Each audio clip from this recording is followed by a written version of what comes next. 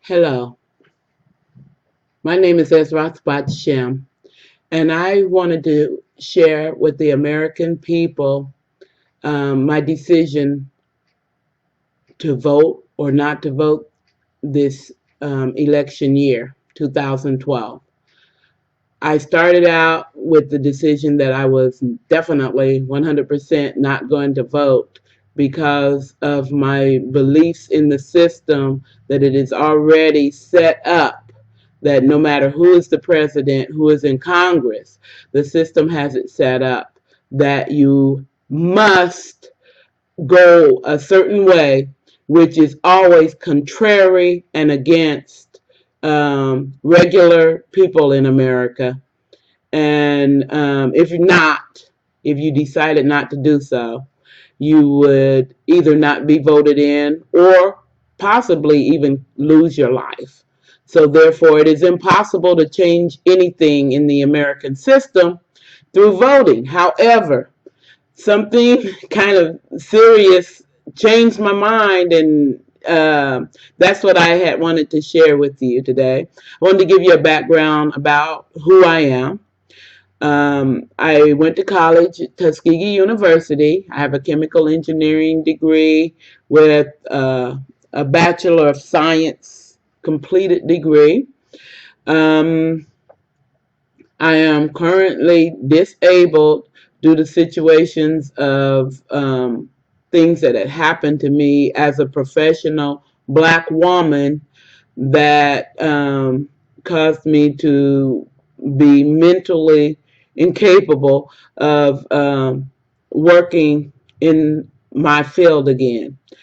Um, I later on went into what I would call being a researcher of the religions of the planet. And I found a lot of things about my faith that was contrary to what truth is.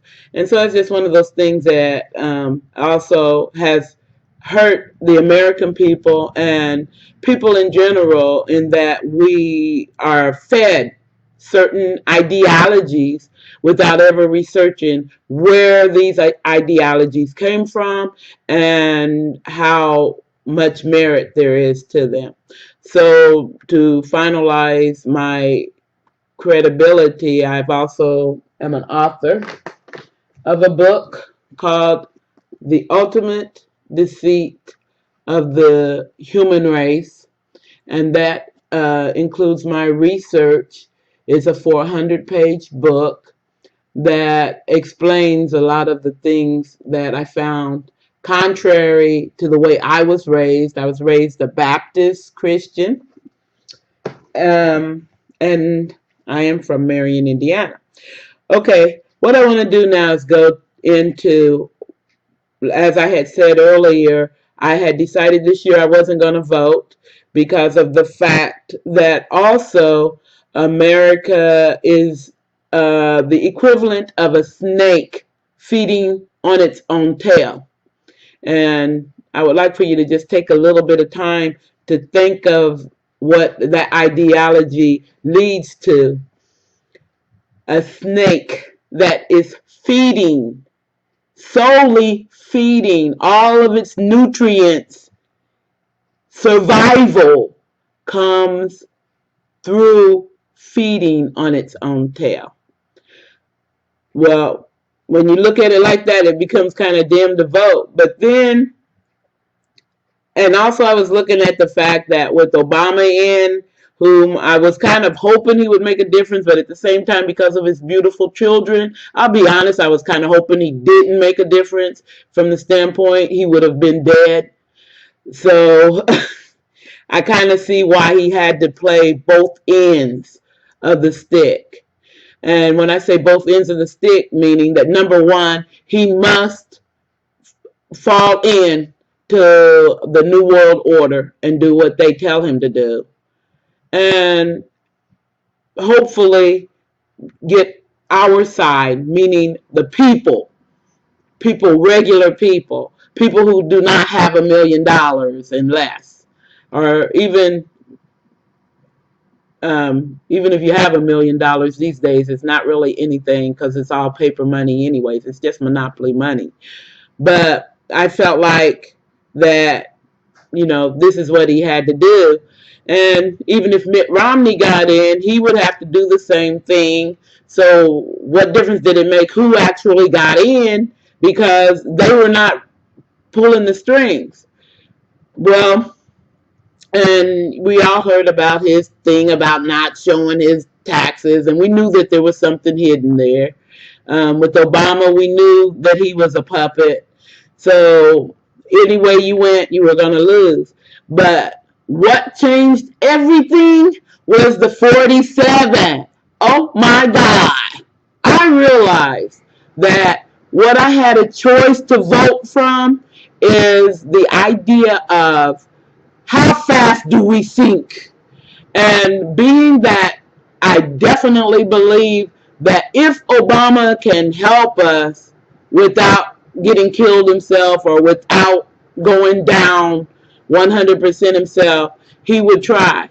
I also solely 100% believe that Mitt Romney, with his silly self, believes that with all of his $1 million monopoly money that he has, that he is somehow right there with the real elite owners of all of us, and that as long as he's playing the game according to their record, his group of he's in that group of the upper 2%, even though he only mentioned that it was the 47% that he didn't have to worry about. Actually, it's the 97% that he doesn't have to worry about, because he actually is stupid enough to believe that he's in with them with that 2%. So that's when I decided that, oh yeah, maybe I better go and vote, because even though we're all drowning, Obama is trying his best to keep us all afloat together, where Mitt Romney 100% is going to stand on the 47%'s head. He said that, but I'm going to tell you behind his secret that it's actually the 97% in his mind that he's planning on standing afloat, so that he would be within that 2% that owns the world, that owns the gold, that owns the oil, that owns the earth, while the rest of us, the 97%, including Mitt Romney's silly behind, along with Oprah and Bill Gates and all of us, we're all going to be drowned. And a good place to look at that is go Google the Georgia Guidestones, where they are saying that everybody must be wiped off of the earth except for 500,000 people. The Georgia Guidestones tells the whole story. Only 500,000 people are supposed to be on the earth. So there you have it. That's the reason why to vote. And I'm hoping that we'll all go out to the polls, vote for Obama, so that at least maybe we can have some time for people to come together and decide that they're going to stop all of this crap once we come together and unite. The one special person doesn't exist. It's the united human race, all of us, the 6 billion, us. We come together, we can stop this crap. Obama cannot, no president can, and no Congress will ever stop it. But if you want to give yourself a longer time, maybe whether it's an extra day, an extra week, or an extra year, I believe it's with Obama. Thank you. Have a good day.